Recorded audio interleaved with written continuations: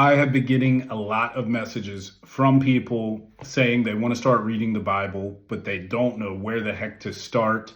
So instead of sending a ton of responses, I'm just going to make this video for you guys, and I will talk about how I started reading the Bible 3 years ago as a new believer after 35 years of what I call being a godless heathen. So I recommend, and again, this is just because this is how I did it, and this is what was effective for me, starting with the New Testament, okay?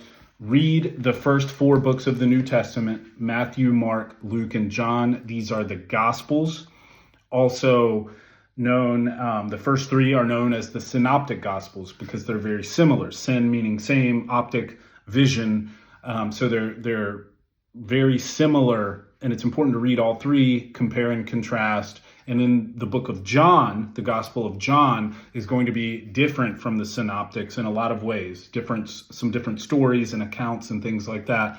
So really spend some time reading through those 4 books, comparing them, reading over and over, because you'll get something new every time. I promise you that. At least I have.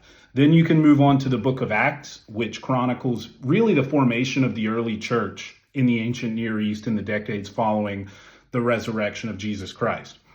You'll learn a lot about the Apostle Paul in the book of Acts. You've probably heard me say on here that Paul was an absolute gangster. He was formerly a member of the Sanhedrin. His name was Saul, and he was actually responsible for persecuting Christians. Then he had a vision of Jesus Christ on the road to Damascus. You may have heard of that before, and became Paul, and became by far the most important apostle in the formation of the early church all throughout the ancient Near East, in my opinion. So that's the book of Acts. Then you can move to Romans and the other epistles. It's just the next book. So after Acts, you'll see Romans. And then after Romans, you'll have the other epistles like 1st and 2nd Corinthians, Galatians, Ephesians, and so on.